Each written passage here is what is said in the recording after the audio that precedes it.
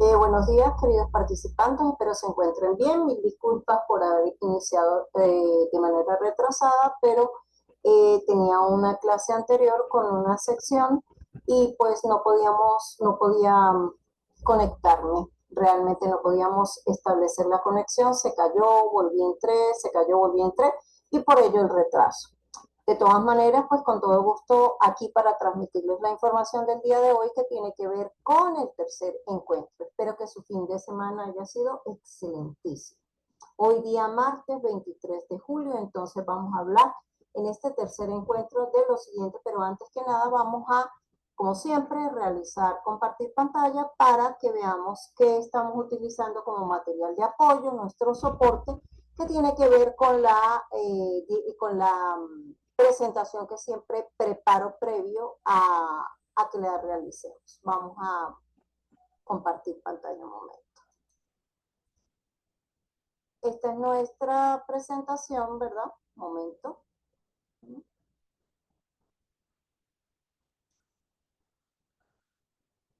Ya, ya tenemos por acá nuestra presentación y bueno, como siempre vamos a tomar el captura. Un momento, por favor.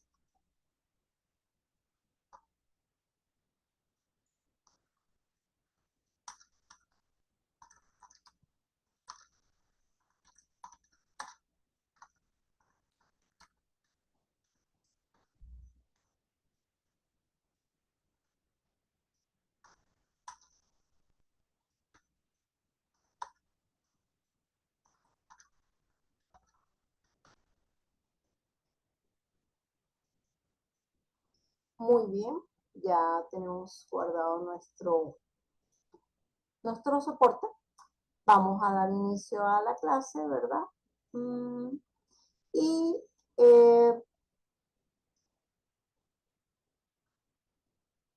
vamos a manejarlo sobre la base de la siguiente minuta, que es una introducción. Vamos a hablar un poco de teorías de la administración. Posterior a ello, vamos a hablar cómo los cambios generados a nivel empresarial generan métodos para que las empresas subsistan o sigan adelante, tales como la fusión y la adquisición. Las definimos, vemos sus ventajas y a su vez planteamos algunos ejemplos.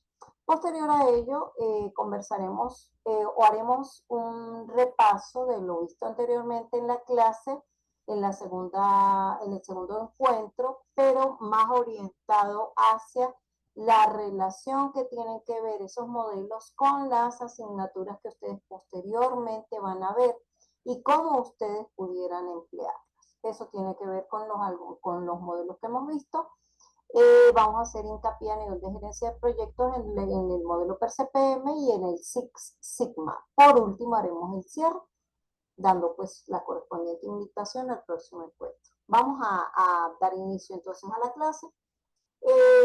Hagamos la pequeña introducción recordando el por qué para nosotros es tan importante que al finalizar este semestre podamos establecer nuestra interrelación entre las teorías generales de sistemas y a su vez las organizaciones. Ya habíamos dicho previamente que nosotros los seres humanos vivimos inmersos en un mundo en el cual tenemos contacto total y completo con diferentes sistemas, como por ejemplo, ¿qué cosas? Los sistemas que tienen que ver con la prestación de servicios, ejemplos como CanTV, ejemplos como Internet, servicios básicos como luz, como agua. Por lo tanto, estamos relacionándonos entonces con las empresas del Estado, que tienen las empresas públicas como Corpoelec y Aguas de Mérida, en el caso de acá de Mérida. No solamente estamos en este ramo, también nosotros pasamos a trabajar con bancos porque tenemos cuentas bancarias, manejamos nuestros ingresos y egresos y nuestras relaciones con el mundo de la comercialización, los diferentes establecimientos que empleamos a diario para poder comprar nuestros víveres, nuestros alimentos. Entonces manejamos todo este tipo de empresas, digamos, a nivel comercial, pero a la vez tenemos que tener una interrelación con un banco para poder nosotros canjear nuestros productos por el pago correspondiente de el producto a nivel utilizando una tarjeta de débito o de crédito, dependiendo del lugar, de si lo aceptan o no, o en su defecto efectivo, que puede ser pagado en dólares, en divisas, en moneda extranjera o en moneda venezolana. Lo cierto es que estamos inmersos en el mundo de las empresas y tanto ustedes como yo pertenecemos a una empresa que es privada, la cual es prestadora de servicio a nivel educativo.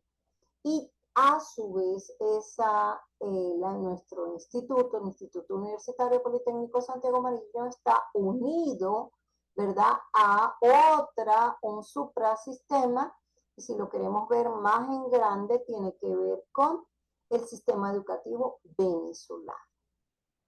Visto pues todo esto y recordando nuevamente que estamos trabajando con la unidad 4, en donde me habla de la aplicación de las teorías generales de sistemas, de esa aplicación a las organizaciones, vamos a continuar con nuestro tercer encuentro en el cual se va a hacer esta discusión acerca de las teorías administrativas que se fueron suscitando a medida que fueron viéndose cambios en los entornos a nivel empresarial. Comenzamos pues a detallar un poco más esas teorías. Perdón, para hacer el comentario, recuerden que les comenté que algunos estudiantes, un número reducido, pero a todos como los tomo en consideración, me comentaron acerca de qué relación tenía esto con su carrera, y entonces me destiné a hacer el enfoque desde el punto de vista de cómo interrelacionarles e irles ubicando en algunas de las asignaturas que ustedes van a ver. Por acá vamos a hablar empezamos con las teorías administrativas. La primera fue la teoría de administración científica, TAC, sus siglas son esas, y su principal representante fue el señor Taylor, en donde él estableció básicamente tres factores a nivel de sistema, a nivel de empresa, en donde tomó en cuenta la división del trabajo, la remuneración, mediante de ese trabajo mediante tasas diferenciales, en donde relacionaba la remuneración con la producción que generaba ese empleado, esa persona que estuviera realizando una función, y a su vez tomó en cuenta la eficiencia de ese empleado dependiendo del método de trabajo que utilizaba y también de ese incentivo salarial. Utilizó por principios la planeación, la preparación, el control y la ejecución. Posteriormente vino el señor Gantt, el cual tuvo un enfoque humanístico y pues él tomaba en cuenta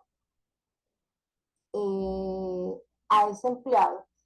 Y de esa manera, él lo que planteó es que se ponía un énfasis en el entrenamiento de los empleados, en que el supervisor también tomara en cuenta cómo el empleado realizaba la tarea, y él desarrolló una idea de una persona anterior que hizo contribuciones anteriores, en donde decía que Owen era quien se llamaba él, se le ocurrió evaluar públicamente a los colaboradores, utilizando para ello el proceso de estos y para ello utilizó las llamadas gráficas de Gantt. Es aquí donde hacemos el primer alto en el camino y comentamos que hasta hoy en día las gráficas de Gantt son empleadas.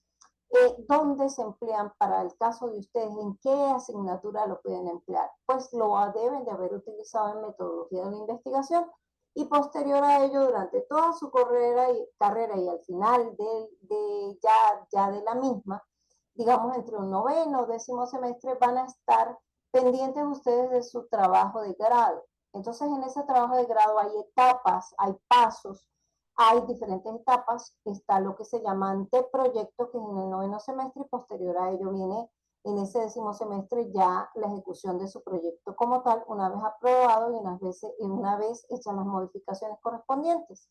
Entonces ustedes tienen que entregar esa tesis por capítulos, digámoslo así.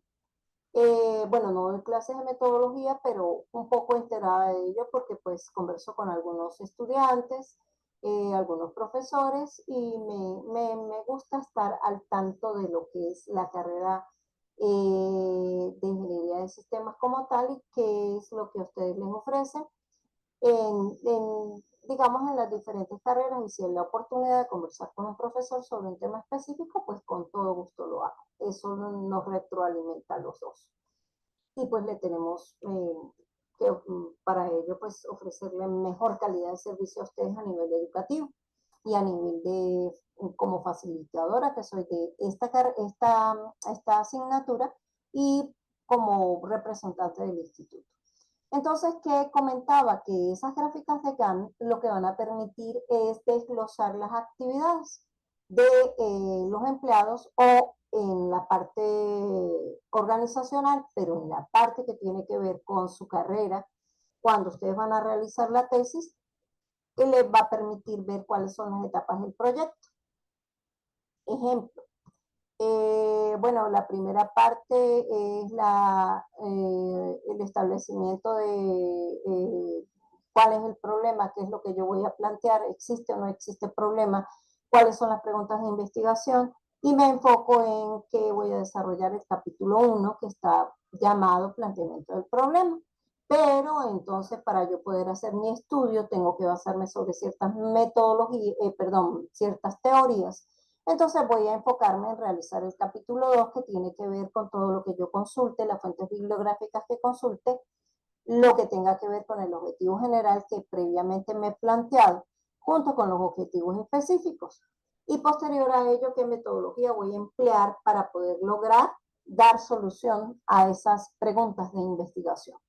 ¿Qué resultados obtuve? Entonces estamos hablando de que se va avanzando en fases por diferentes fases, que es redacción, corrección de capítulo 1, capítulo 2, capítulo 3, o en su defecto en el noveno semestre, pues sencillamente presentan un anteproyecto que tiene varias etapas y esas etapas son capítulo 1, capítulo 2 y capítulo 3, capítulo 4 y capítulo 5 se desarrollará en el décimo semestre y al final pues se presentará todo el proyecto y será la correspondiente exposición.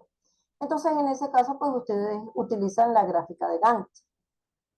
Y por eso ahí tenemos una relación con una de las materias que ustedes ven y a su vez con su carrera como tal cuando presenten su trabajo de investigación como un requisito para poderse graduar como ingenieros, bien sea de sistemas o en las diferentes carreras que tenemos, incluyendo arquitectura que también ellos presentan su tesis de grado. Sigamos aquí en la parte que tiene que ver con las teorías de la administración.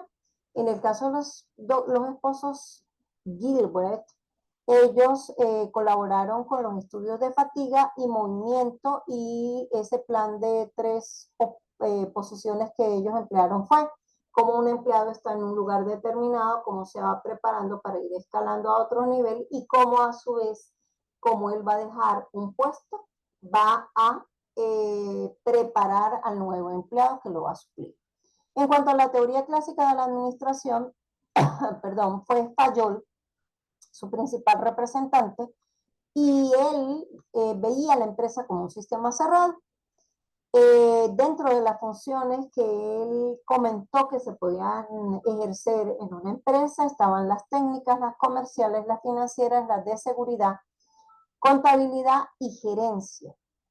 Todo esto sobre la base de las funciones de planeación, organización y control. A su vez, él dejó el legado de los 14 principios que rigen a una empresa y sus funciones. Entre ellas están la división del trabajo, está la unidad de mando, está la subordinación, entre algunos de los principios que maneja Fayol. Vamos con la teoría de la burocracia que fue propuesta por el sociólogo alemán Max Weber. Si ustedes se dan cuenta, ya está ingresando a la parte administrativa otra ciencia del saber como lo es la sociología. Entonces, si estamos hablando de sociología es porque estamos viendo al entorno, a la empresa y su entorno, pero básicamente a ese recurso humano. Entonces, este modelo normativo se enfatizó en la estructura organizacional,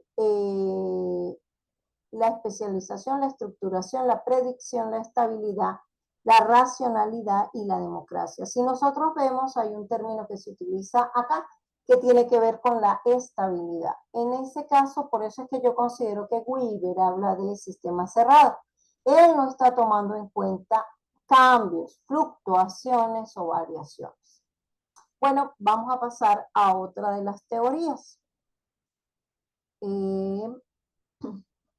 Tenemos la teoría de las relaciones humanas que ocurrió en 1920 y en este caso, esta tenía que ver con las ciencias del comportamiento, era un enfoque netamente humanístico y allí se habló de dos aspectos básicos y que tenía que ver tanto como el análisis del trabajo y el trabajador, es decir, cómo él se amoldaba a la función que realizaba y cómo esa función debía amoldarse al trabajador. Y allí hay aportes de la parte y relación entre la parte, ya viene otra ciencia del saber, que es la psicología, y allí me estudia el comportamiento del ser humano dentro del ámbito organizacional. La teoría científica del comportamiento fue defendida, fue sustentada por Maslow, pero fue uno de ellos, uno de los representantes. Esa teoría lo coloqué a él porque es muy bien conocida como la teoría de las necesidades y las motivaciones. Entonces ya estamos viendo que el enfoque que se va dando a nivel empresarial tiene que ver con el individuo como tal, como él es motivado para que realice una función, una tarea o una labor en la cual pues se persiga o se logre el objetivo de la empresa. Entonces esto básicamente era un movimiento humanista desde la psicología industrial. Bajamos a otras teorías de la administración como la empírica, la ambientalista, aquella que está sobre la base del proceso administrativo, aquella que hace mediciones cuánticas y por último la enfocada en las tomas de decisiones. Hoy en día los enfoques actuales de la teoría de la administración le abarcan a la teoría Z, el enfoque de la calidad total, la teoría de la contingencia, también está el enfoque de sistemas y bueno, el nuevo enfoque que se le da a las relaciones humanas. Y por último se habla del desarrollo organizacional. En cuanto a la teoría de la calidad total, luego de la Segunda Guerra Mundial, Japón quedó muy mal y entonces utilizó los principios que postulaba Deming, perdón, en su modelo, que fue principalmente estadístico y que se basaba en la eliminación de errores, controlando la variación del proceso por medio de gráficas de control. Los japoneses empezaron a emplearlo mucho más temprano que los estadounidenses, quienes lo usaron a partir de los años 80. Pero esta teoría se volvió bastante famosa y por ello fue que, como siempre, el contrapunteo de, digamos, de potencias hace que la una se fije en lo que hace la otra y empiece el proceso de competitividad. Vamos a ver quién lo hace mejor. Entonces ocurrió eso, pero pues los japoneses, como quien dice, llevan una morena porque ellos lo han venido utilizando previamente. La teoría Z me habla de una filosofía administrativa propuesta por un estadounidense que fue Ouchi. Él se basó en esta teoría de la calidad total ¿verdad? Y él propuso que las organizaciones deben dedicar más energía a satisfacer las necesidades de sus recursos humanos y viéndole yo ya como no como un individuo, sino que dentro de un grupo social. Ahí vemos cómo ya el enfoque que se le da a una empresa tiene que ver con sistema social. Bajamos a las teorías de las organizaciones que fueron planteadas por el biólogo Ludwig para los años 1950 y ya ahí estábamos en enfoque de las organizaciones como sistemas sociales. Sabemos muy bien que este fue un enfoque que tuvo muchísimo impacto en la teoría administrativa y que la primera exposición completa de las organizaciones como sistemas abiertos, recuerden, como sistemas abiertos, porque esto fue variando con el tiempo, mientras que Taylor los veía como sistemas cerrados, ya ahorita, para los años 1950, 1966, ya estábamos en un enfoque en donde se veía la organización como un sistema abierto y social.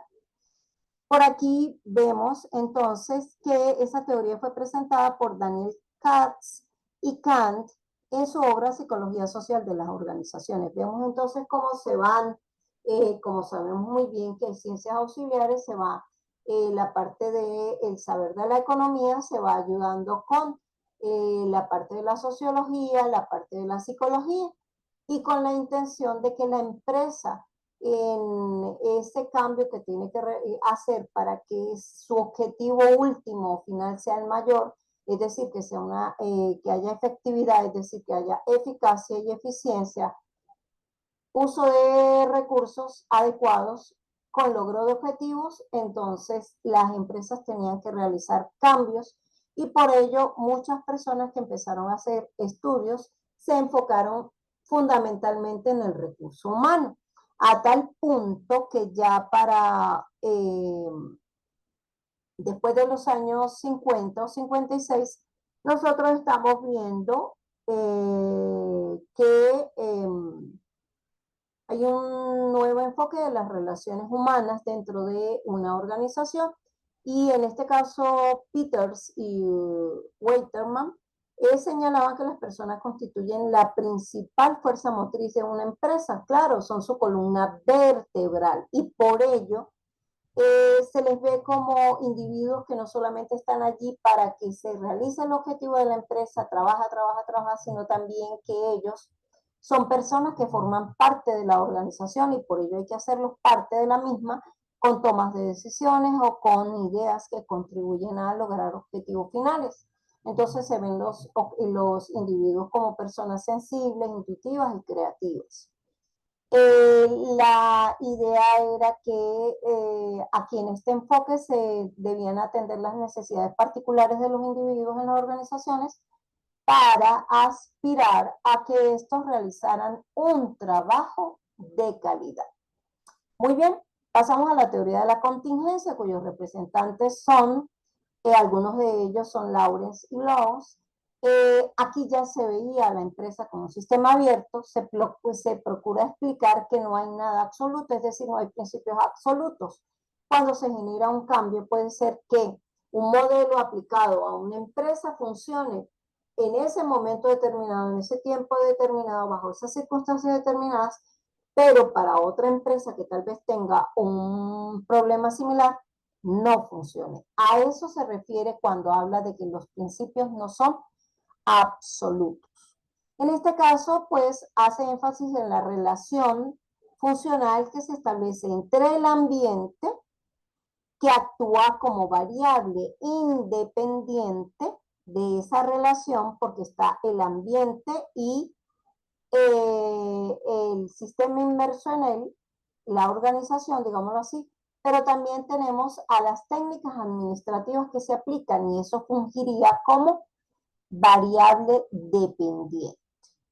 En la búsqueda se veía, entonces se habló de este enfoque de la teoría de la contingencia desde el punto de vista de variables. Sabemos muy bien ustedes en matemática trabajan con variables dependientes e independientes con la intención de que cuando se estudia un fenómeno, puede ser a nivel físico, a nivel social, a nivel económico, podamos establecer interrelación entre variables a través de ecuaciones matemáticas o de modelos matemáticos que me pudieran definir el comportamiento a futuro de una organización, dependiendo de qué es lo que se esté estudiando.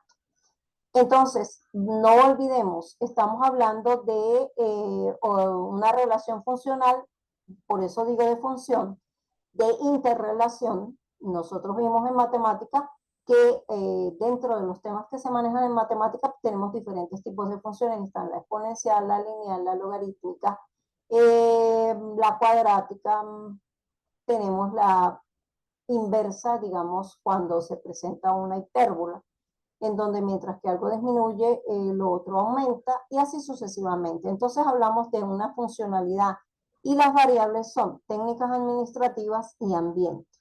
En este caso, hay una relación funcional en ella, es decir, una es variable dependiente y otras son variables independientes.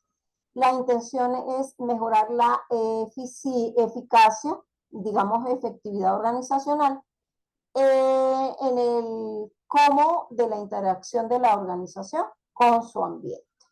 Por último, se habla de la teoría del desarrollo organizacional, donde DO significa D de desarrollo y O de organizacional. Esto realmente es una estrategia gerencial que me permite que se implica el liderazgo de la alta gerencia, que es donde nosotros, donde se realiza la toma de decisiones. Vemos que hay toma de decisiones y pues obviamente esto se fundamenta tanto en el aspecto humano, social, cultura organizacional y clima de la empresa, con la intención de que, bueno, pero también intervienen los procesos que se generan dentro de ella y la estructura organizativa que tiene la organización como tal, la empresa como tal. Y básicamente la intención es que la orientación es a lograr una mayor eficiencia y eficacia, o lo que es lo mismo, efectividad de la empresa, en la cual ella tiene que mantenerse dentro de un entorno, supongamos, Instituto Universitario Politécnico Santiago Mariño. ¿En qué entorno se maneja? En el entorno educativo o en el ambiente educativo. Entonces, ¿qué pasa? Que tiene que mantenerse al nivel, por eso es que nosotros nos preparamos para que ustedes posteriormente sean ciudadanos en donde han sido formados con excelencia y que van a ser excelentes ciudadanos y profesionales que van a ejercer una labor muy, muy buena y excelente en los diferentes ámbitos en los cuales se relacionen. Entonces, ¿qué pasa con esto? Estamos hablando de que hay empresas que tienen que mantener su competitividad y para ser competitivas tenemos que ser efectivas, ¿sí? Y esa efectividad tiene que ver con manejo de recursos y logro de objetivos. Entonces, a su vez, hablamos de productividad. ¿Qué es productividad para nosotros en el Santiago Mariño? Bueno, graduar ingenieros y arquitectos que, o cómo, de qué manera, que hayan sido formados con los parámetros estándar y establecidos que son excelencia, eficacia, para que ustedes como profesionales sean personas que realicen ya va, disculpen, algo está pasando, ya voy a ver. No se dejó de compartir pantalla, vamos a seguir compartiendo la pantalla. Algo pasó. Como les decía, un poquito de fallas de internet. Un momento, por favor. Entonces, bueno, básicamente que sean profesionales, que sean aptos para los cargos que vayan a desempeñar en una organización determinada. Vamos a hacer un resumen de lo que hemos visto. Acá para ello les presento una tabla en la cual detallé básicamente Disculpen, pero estaba fallando un poco el internet. Vamos a esperar un poco. Bueno, aquí les hice un cuadro, una tabla en la cual les quise dejar de información tanto los nombres de las teorías administrativas como sus representantes, el énfasis que realizaban esos representantes en el estudio de las organizaciones y las fluctuaciones o variaciones que habían en ellas y sus principales enfoques. Fíjense que en la teoría de la contingencia que fue expuesta por Lawrence, tenemos un énfasis en la relación ambiente-estructura de la organización, ya lo habíamos planteado con variable dependiente e independiente. Ahí se toman en cuenta dos variables, el ambiente y las técnicas administrativas. Aquí, entonces, el enfoque es un análisis de la relación funcional que se establece entre el ambiente y las estructuras junto con las técnicas administrativas. Ese fue el enfoque. Pero si nosotros estamos hablando de la teoría Z expuesta por William Auchi, él hizo énfasis en las relaciones humanas como complemento a la administración científica y en el caso de él, su enfoque tuvo que ver con la participación en la toma de decisiones, comunicación y el trabajo en equipo que tenían los empleados de una organización. Si nosotros bajamos y hablamos de la teoría de desarrollo organizacional, en donde tenemos varios representantes, ellos hicieron énfasis como tal nuevamente en el personal, el recurso humano, en las personas, y como enfoque hablaban de un cambio organizacional planeado. Y ya aquí se planteaba a la empresa con un enfoque de sistema abierto. ¿Por qué sistema abierto? Porque como lo habíamos visto en la teoría de la contingencia, estamos hablando del efecto de una variable sobre la otra, del medio ambiente sobre la empresa, sobre las técnicas administrativas y a su vez sabemos muy bien hoy en día que dependiendo de lo interno que genere una organización también puede afectar a su ambiente. Bueno, este es un pequeño resumen de lo que les había dicho anteriormente. Y bueno, vamos con otra parte del contenido que estamos tratando que tiene que ver con las fusiones y las adquisiciones a nivel de qué? A nivel empresarial. Entonces, ¿qué es como tal una fusión? Una fusión de empresas está fundamentada en que dos o más organizaciones deciden unir sus activos para formar una nueva organización con la intención de desarrollar una actividad de forma conjunta bajo un mismo nombre y estructura.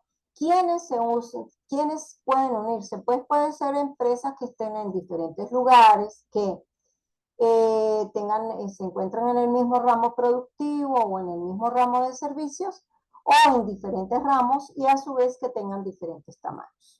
Aquí les coloqué una definición que tiene que ver con Sánchez, donde él habla que la fusión es una operación usada para unificar inversiones y criterios comerciales de dos compañías de una misma rama o de diferentes ramas. Vamos a ver por acá cómo pueden clasificarse las fusiones. Desde el punto de vista financiero, las fusiones pueden ser horizontales, verticales o de conglomerado. Esto va a depender de qué? De la línea en la cual se trabaja, si es la misma línea, o si una de las empresas realmente es una fuente de abastecimiento o un cliente potencial de la empresa que está tratando de fusionarla a ella. Por otro lado, el conglomerado, la fusión de conglomerado tiene que ver cuando las empresas tienen productos en mercados distintos y por eso se habla de conglomerado, se aglomera, se unen varias cosas. Ejemplo, si yo estoy trabajando con producción de leche a nivel industrial, pasteurización, obviamente, proceso de pasteurización, y yo me uno como empresaria, me uno con otra persona que está produciendo carteras, es decir, está en el ramo del el procesamiento del cuero, carteras de cuero, o puede ser carteras, billeteras, los diferentes accesorios que pudieran hacerse, correas, chaquetas. Entonces nos fusionamos y estamos hablando de diferentes ramas de producción. Por lo tanto, entonces esto tiene que ver con fusión de conglomerado. En cuanto a el otro tipo de fusión que se ve básicamente es una fusión por integración, en la cual todas las sociedades se unen para formar una sola. Pero si nosotros estamos hablando de una fusión por incorporación o absorción, es que alguna de las sociedades se extingue para ingresar a la que la fusionante, es decir, la que la adiciona a ella. Entonces, se genera este tipo de cambio. Y eso va a generar, ¿qué cosas? Algunas ventajas y desventajas. Por ejemplo, en cuanto a las ventajas, pues la intención es aumentar la producción, el proceso productivo, que haya disminución de costos o de gastos. Y una de las desventajas que yo veo mucho en este tema es que si había dos empresas, cada una de ellas era independiente y trabajaba de qué manera. Con sus actividades, sus empleados realizaban actividades a su manera. Y entonces, ¿qué va a ocurrir? Que pudiera ser que una de las desventajas es ese cambio de las condiciones de operación y forma de trabajo, porque ya la fusionante es la que va a decidir cómo se va a trabajar, quiénes se van a encargar, qué tiempos de operación se necesitan para el logro de objetivos. Esos son algunos ejemplos de ventajas y desventajas. Pasamos a otro tipo de concepto que tiene que ver con la adquisición de empresas. La adquisición de una empresa me habla de un dominio de una sobre la otra. Esto se hace con el objetivo de hacer crecer las empresas tanto en el mercado como en expansión. Se puede considerar adquisición cuando se tiene el mayor control sobre una compañía.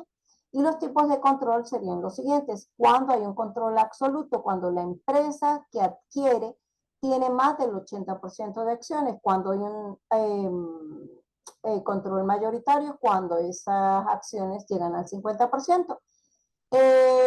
Perdón, más del 50%, porque si tienen una reunión de empleados y hacen votaciones, entonces, ¿quién va a ganar en esa votación? Quien tenga más acciones. ¿Por qué? Porque va a tener mayor repliegue, mayor peso en las decisiones de la empresa. Y cuando hablamos de control minoritario, cuando la empresa que adquiere tiene menos del 50% de esas acciones. Los métodos para adquirir empresas, algunos de ellos son la compraventa, otros el financiamiento y por último, las propuestas que pudiera indicar el inversor. Esas propuestas pueden ser amistosas, pueden ser hostiles o pueden ser contestadas. ¿Qué quiere decir amistosa? Cuando la oferta es aceptada. Hostil cuando no se está de acuerdo, no está de acuerdo la administración de la empresa que va a ser adquirida y aún así se obtiene el control de ella. En cuanto a contestadas, ¿por qué se ha planteado más de una oferta? Por acá les dejo al lado derecho un ejemplo de fusión y adquisición. Ejemplo, Facebook compra WhatsApp e Instagram. ¿Qué más? Walt Disney se adiciona o se une con los estudios Fox, que son estudios de, creo que lo conocen, Century Fox, de cine.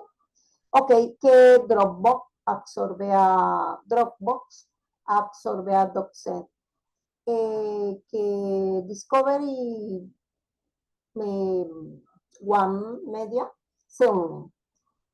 Y algunos otros ejemplos que están por allí, pero estos fueron los que les quise dejar en el tapete. Vamos entonces con cómo estas fusiones o estas adquisiciones se han realizado a través de modelos. Se presenta el modelo del explorador o rueda de la fortuna, que ya lo hemos visto en la clase anterior y que constaba de 4 etapas que son previa a la adquisición, establecimiento de las bases, integración rápida y asimilación. En cada una de ellas, ustedes pueden ver que detallé que hay pasos a seguir con la intención de que el proceso se produzca de manera efectiva. Este modelo del explorador o de la rueda de la fortuna, sus autores son Jacques Quena de Monaco y Francis. Esto ocurrió para el año 1998 y en realidad fue desarrollado por GE Capital Service para integrar a las nuevas adquisiciones que realizaba una empresa matriz. ¿Okay? El proceso empieza con el trabajo que se realiza antes de cerrar el acuerdo y continúa hasta completar la asimilación. Ya pudimos ver las fases y vamos a ver otro tipo de modelo, bien sea, vamos a ver, este modelo tiene que ver con adquisición también. En este modelo fue planteado por Sudarsanam en el año 1996 y consta de 3 etapas básicas. La primera etapa plantea objetivos estratégicos, la búsqueda y la selección de la empresa que se va a adquirir, pero para ello hay que hacer una evaluación estratégica de qué es lo que se va a adquirir. En una segunda etapa se hará una evaluación financiera de esa empresa, se planteará una negociación, cómo será el acuerdo y por último la tercera etapa sencillamente es la integración de la empresa adquirida a la empresa matriz. En cuanto a otro de los modelos que se manejan, y este modelo se hace a nivel de fusiones, es el que realizaron, digamos, o crearon McCann y Gilkey en el año 1990 y está basado en las fusiones. Ellos afirmaron que el proceso es mucho más que la simple identificación de un candidato atractivo y la negociación de un acuerdo, considerando que el trabajo duro comienza luego que se cierra el trato. Desarrollaron una propuesta denominada modelo de las 7 fases y esas fases sugeridas no son en realidad tan independientes, sino que pueden superponerse unas a otras y dependen mucho y hay dependencia entre ellas. Esas 7 fases son planeación estratégica, organización, búsqueda de esa empresa que se va a fusionar, el análisis de la empresa como tal, de su funcionamiento, qué se le puede ofertar a esa empresa, el proceso ya de una vez que se plantea la oferta, cómo se va a negociar y cómo se realiza el cierre de esa negociación o de esa fusión, de la fusión de esa empresa a la otra. Habrá un proceso de transición en el cual se vayan amoldando, ¿verdad? Las cosas para la nueva, para fusionar esa empresa que se está comprando a la que lleva el mando de todo. Y por último, pues el proceso de integración. Estos son algunos de los modelos que se plantearon a nivel de adquisición y de fusiones. Quisiera que tuvieran claro cuáles son los modelos y cuáles son los procesos que se han dado, cuáles de fusión y cuáles de adquisición, qué es fusión y qué es adquisición. Esto es muy importante para el cuestionario, que van a desarrollar próximamente, ahorita el día 26. Acá les comento que dentro de la evolución que se ha generado con cambios a nivel de todo el entorno, y no solamente del empresarial, sino en el mundo entero, pero como nosotros estamos orientados al empresarial, para la parte de gerencia de proyectos, en el año 1950 en Estados Unidos se desarrollaron 2 tipos de proyectos, el PER y el CPM. El PER se desarrolló con la intención de evaluar las técnicas, los programas que se utilizaban para producir misiles, eso a nivel de marina, ¿sí? Y a nivel, y en el ámbito privado, DuPont y Remington Rand crearon el método llamado método de la ruptura crítica, con la intención, ¿verdad?, de realizar una mejora de sus procedimientos.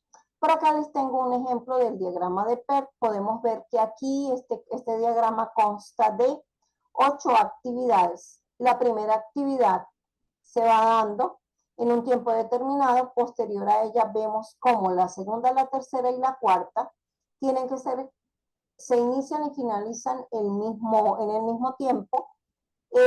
Así lo es también la quinta, la sexta y la séptima, y por último se da la octava. Este ejemplo que tomé aquí es del diagrama PER, tiene que ver con una guía de estilo de comunicación, en donde, bueno, las actividades son tienen que ver con si hay un planteamiento de la idea del proyecto, de la guía de estilo de comunicación, de la información del proyecto, de la idea del proyecto, con qué materiales vamos a hacer el diseño, cómo se crearon esas páginas, eh, la renderización del producto, el lanzamiento de la campaña de marketing, el lanzamiento del proyecto y la creación del producto como tal. Todas ellas unidas me van a generar esto. Este es un ejemplo de diagrama PER. Entonces, básicamente podemos ver que hay actividades que se identifican con un nombre y como ven en los dibujos, pues tenemos que tener una planeación, tenemos que tener un tiempo determinado para realizarlas. En este dibujo se observa que las actividades 2, 3 y 4 van de la mano, se inician y finalizan en el mismo tiempo, así como las 5, 6, 7. Vamos a leer un poco por acá y veamos cómo estos dos métodos, el PER y el CPM, que fueron creados por estas empresas en Estados Unidos, han sido como una base metodológica para más adelante. Ese modelo PER, ¿dónde lo van a utilizar ustedes? El PER CPM como tal, porque ya más adelante vamos a hablar que es un modelo crítico, de ruta crítica que se unió, lo van a utilizar en investigación de operaciones. No solamente lo utilizan los ingenieros, también lo utilizan ¿quiénes? Los administradores, porque el administrador se encarga de, la palabra lo dice, de que esos recursos que maneja sean empleados de la mejor manera posible con la intención de que la empresa logre sus objetivos. Se ve también mucho en el proceso productivo, en la materia de producción, con la intención de que se minimicen costos, haya productos de calidad y en el tiempo establecido. Es decir, que lo que se ha planeado sea lo que se obtenga al final o los resultados obtenidos. Recordemos que en una empresa, la empresa es vista como un sistema abierto. ¿Por qué? Porque él tiene entradas, tiene procesos, tiene salidas y a la vez hay una retroalimentación. ¿Quiénes son las entradas? Los insumos, los recursos humanos, recursos materiales. ¿Quién es el proceso? Pues las máquinas, las personas, las actividades que pueden y también como entrada tenemos información, por supuesto. Y las personas que permiten que se procesen esas entradas o que se transformen esas entradas para generar resultados o salidas. Dentro de los resultados también tenemos información. Y la retroalimentación es el proceso de control que se realiza entre lo que se espera y lo que se obtiene. Si hay cambios o modificaciones, se retroalimenta sobre la base en una empresa de dinero y de qué más, de información. Vamos a leer un poquito aquí. Entonces les decía que el PER-CPM es hasta la fecha la base metodológica utilizada por los gerentes de proyectos profesionales. Para aplicar CPM o PER se requiere conocer la lista de actividades que incluye un proyecto. Se considera que el mismo está determinado cuando todas las actividades han sido completadas y que para cada actividad puede existir un conjunto de actividades predecesoras que deben ser completadas antes de que comience la nueva actividad. Se construye una malla o red del proyecto para graficar las relaciones de precedencia entre las actividades. Esas relaciones entre ellas se realizan a través de flechas, ¿verdad? Y esa representación gráfica permite que cada actividad se represente como un arco, en este caso sería un grafo, se utilizan nodos, ¿verdad? Por eso es que ustedes, este modelo va a ser empleado en investigación de operaciones y también lo van a utilizar en la parte de grafos. De hecho, disculpen ustedes, el procedimiento o el proceso que realiza una calculadora tiene que ver con, pudiera dar el ejemplo, con prioridad de operaciones matemáticas. Entonces la calculadora tiene que primero realizar, supongamos, multiplicaciones o divisiones o en su defecto potenciaciones antes que sumas o restas, exceptuando aquellas partes en donde la persona utiliza paréntesis y que le están dando prioridad que se realice. Pero eso se puede realizar a nivel gráfico, utilizando grafos y las interrelaciones entre los operadores matemáticos y los números. Ahí tenemos una aplicación a nivel de matemática y de análisis numérico también. Vamos por acá viendo cómo la unión de estos dos modelos me dio el método del camino crítico, que no es más que un proceso administrativo de planeación, programación, ejecución y control de todas y cada una de las actividades componentes de un proyecto que debe desarrollarse dentro de un tiempo determinado y en un costo óptimo mínimo. Bueno, digamos óptimo, ¿por qué? Porque es el costo que debo tener para poder obtener el objetivo planteado. Los usos que tiene es que el proyecto sea único, que no sea repetitivo, que se deba ejecutar todo el proyecto o parte de él en un tiempo mínimo, sin variaciones, es decir, en un tiempo crítico, que se desee el costo de operación más bajo posible dentro de un tiempo disponible.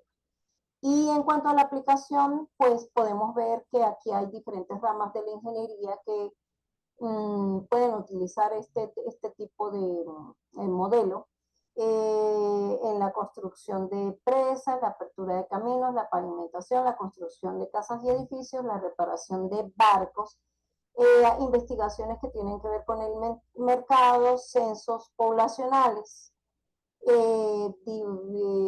digamos, si hablamos de procesos productivos, distribución de tiempos de salas de operaciones, entre otras cosas. También pudiéramos hablar de ampliaciones de fábricas. Bueno, vamos a seguir aquí casi terminando con esta exposición del día de hoy. Disculpen lo larga, pero como les dije, algunos de sus compañeros insistieron en que profundizará un poco más en este tercer multimedia. Quiere decir que en la próxima clase vamos a utilizar el cuarto multimedia. Entonces, resumiendo, podemos decir que el método del camino crítico consta de dos ciclos, aquel llamado etapa mecánica o teórica, que se basa en planeación y programación, donde lo que hacemos es saber hacia dónde nos dirigimos y qué podemos plantear para un futuro. Aquí tenemos todas y cada una de las actividades que se realizan. Y en la segunda etapa, o parte dinámica, ya es puesta en marcha de lo anterior, es la de ejecución y control. Es decir, ejecución porque se realizan actividades y control, ¿por qué? Porque una vez obtenidos los resultados, vamos a ver si fueron lo que habíamos planificado. ¿Cómo se realiza el cálculo de la ruta crítica? La aplicación del PERCPM deberá proporcionar un programa especificando las fechas de inicio y terminación de cada actividad. El diagrama de flechas constituye el primer paso hacia el logro de esa meta. Debido a la interacción de las diferentes actividades, la determinación de los tiempos de inicio y terminación requiere cálculos especiales. Estos cálculos se realizan directamente en el diagrama de flechas usando aritmética simple. ¿Eso qué tiene que ver? Tiene que ver con cuánto se va a tardar cada actividad y qué costo me genera el realizar esa actividad. El resultado final es clasificar las actividades de los proyectos como críticas o no críticas. Se dice que una actividad es crítica sin una demora en su comienzo, si una demora en su comienzo causará una demora en la fecha de terminación del proyecto completo.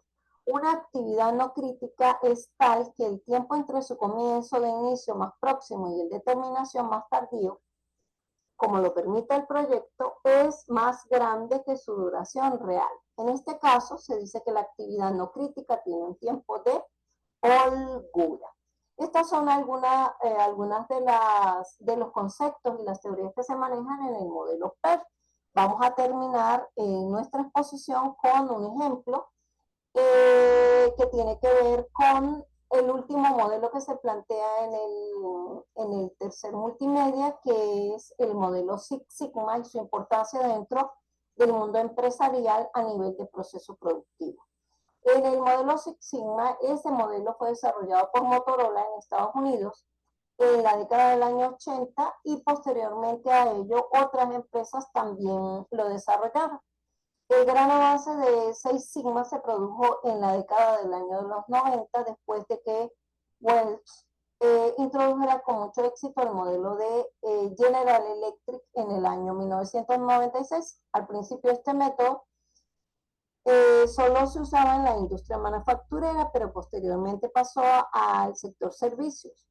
Y bueno, ya alrededor del año 2000 se unió con otro modelo y hoy en día tenemos, oye hablar más del Lean Sigma o Lean Six Sigma.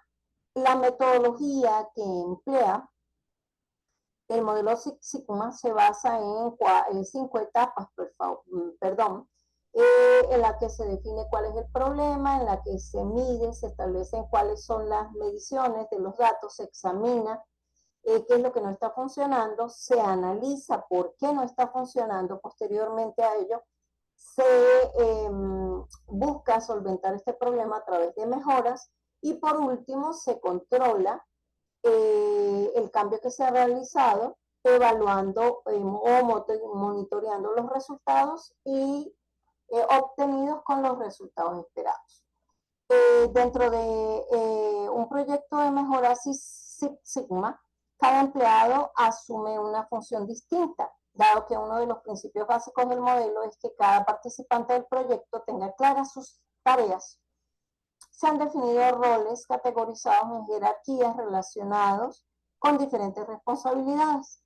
Esa denominación de roles se inspira en los famosos cinturones de las artes marciales, colores amarillo, verde, negro, maestro y campeón. Para cada uno de estos niveles, los gerentes y empleados pueden obtener una certificación oficial. Así que estamos hablando de calidad no solamente a nivel de empresa, sino de su personal, cómo el personal se va preparando para realizar mejor sus tareas. Quiero establecer qué relación tiene que ver el modelo Six, que en inglés significa 6, Sigma. ¿Qué significa Sigma? Ustedes ven una materia que tiene que ver con estadística. También tiene que ver con la parte de estadística inferencial.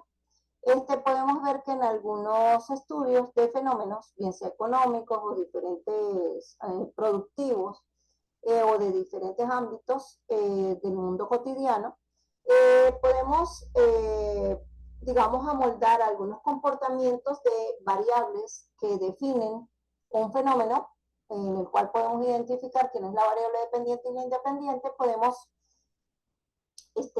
utilizar una función de densidad que se llama desviación normal, cuyos parámetros son mu y sigma. Podemos ver que mu es la media. ¿Por qué? Porque estamos hablando de poblaciones. Por lo general, mu es la media y sigma es la desviación estándar o desviación típica, mientras que la varianza es sigma cuadrado. Y aquí podemos ver cómo la campana de Gauss me va indicando que a medida que me voy desviando de la media, por eso se llama desviación típica, me voy alejando de la media, la campana puede ser más o menos achatada. ¿Esto cómo se relaciona con el proceso productivo? Resulta que a nivel de empresas, en los procesos empresariales, no siempre se logra que el producto sea perfecto y tenga el máximo de calidad. O también podemos tener que hay productos que sí cumplen con la norma de control de calidad, pero otros que no. Entonces allí tenemos que hay un resultado que es no deseado y pudiéramos tener artículos que son buenos y otros que son defectuosos. Entonces, esto de los errores cometidos a nivel productivo, ¿cómo podemos cuantificarlo? Justamente con el llamado nivel sigma. Cuanto menor sea la desviación, es decir, que los datos se dispersen y se alejen del promedio, ¿sí? ¿Y qué es el promedio? El promedio es las normativas de control de calidad para un producto que lo hacen caracterizarlo como bueno y óptimo para ofrecerlo a un cliente. Cuanto menos sea esa desviación, resulta que va a estar más puntiaguda esa distribución y por lo tanto el nivel sigma o el nivel de error será menor. Eso quiere decir que la empresa pues será mucho más competitiva porque ofrecerá a su clientela un buen producto de buena calidad. Entonces leemos que un nivel de 6 a nivel de este método, es decir, un Six Sigma, llevado en inglés Six de 6, sigma, con un valor cercano a 0 corresponde a la mejor tasa de error posible. En este caso, la probabilidad de que un producto sea defectuoso es de aproximadamente 0, es porque dice 0,00034%. Para que te hagas una idea, vamos a plantear el siguiente gráfico, que ya es la última diapositiva, y podemos mirar cómo las empresas fluctúan entre un nivel 3 y un nivel 4. Ese es como Six Sigma, sería la perfección, digámoslo así. Vamos a mirar. Aquí tenemos la ejemplificación del nivel sigma. Vamos viendo cómo en la primera gráfica, vamos a mirarlo acá, ¿sí? Aquí, este valor que está aquí es el promedio, que quiere decir cuando un producto es caracterizado como bueno. Esta es la llamada media, que está esta línea que está colocada aquí en todo el centro. Pero aquí podemos ver cómo esta curva de Gauss es achatada. ¿Por qué? Porque resulta que hay una dispersión de datos. Quiere decir que de las características que deben reunir los productos para ser buenos, se encuentra una desviación de 2 sigma. Pero así vamos viendo cuando hay una desviación de 3 sigma, de 4 sigma, 5 sigma, entonces quiere decir que a medida que vamos avanzando en sigma, vamos disminuyendo ese error. ¿Dónde se ve eso en la tabla? Se lo pueden ver perfecto. Lo que nosotros planteábamos anteriormente es que lo óptimo, lo perfecto, debería ser un nivel sigma de 6. ¿Por qué? Porque los defectos por millón de oportunidades se reducirían a 3,4, y por ende y por tanto el porcentaje de productos buenos sería de un 99.9997%, mientras que de defectuoso sería el valor que les había leído anteriormente. Este valor que ustedes están viendo aquí, estos dos valores, tienen que ver con qué cosa. Pues sencillamente con la probabilidad, que tiene que ser 1, pero si nosotros llevamos esa probabilidad a porcentaje, sería 100%. Entonces, si sumamos el porcentaje de buenos con el de defectuosos, nos va a dar exactamente 100%. Eso es lo ideal, 0,0034% que reúna como tal los artículos, que pocos de ellos sean defectuosos, pero comentábamos en la diapositiva anterior que la mayoría de las empresas están ubicadas en el nivel 3 sigma. Por favor, no lo olviden. Nivel 3 sigma. ¿Qué quiere decir ello? Que el porcentaje de defectuosos es 6,7, mientras, por ciento, ¿no? Mientras que el porcentaje de productos buenos es de un 93,3%. Eso me va a dar unos defectos por millón de oportunidades de cantidad de defectuosos de 66,807. Bueno, espero que haya quedado muy claro la relación de toda esta temática que hemos tratado con su carrera como tal, con las diferentes materias que ustedes pueden ver. Y bueno, no profundicé mucho por allá. Hablé también, creo que lo dije, de la asignatura grafos, que la ven más adelante en los, digamos, de sexto semestre para allá, van viendo la asignatura grafos, así como también investigación de operaciones, y también hice hincapié en la parte de la metodología, en donde se utilizan los diagramas de campo. No me queda más que desearles una hermosa tarde, buen provecho. Disculpen lo larga de la exposición que he tratado, espero que salgan muy bien en el cuestionario, que es este fin de semana, que ya hayan entregado su actividad que venció ayer día lunes, la primera actividad, y bueno, los invito cordialmente a la próxima charla que vamos a tener, que será el cuarto encuentro, que va a ser el día jueves, Dios mediante, a las 9:30, perdón, para ustedes a las 10:30, a partir de las 10:30 AM. Que estén ustedes muy bien, un placer haber estado con ustedes. Buen provecho. Hasta luego.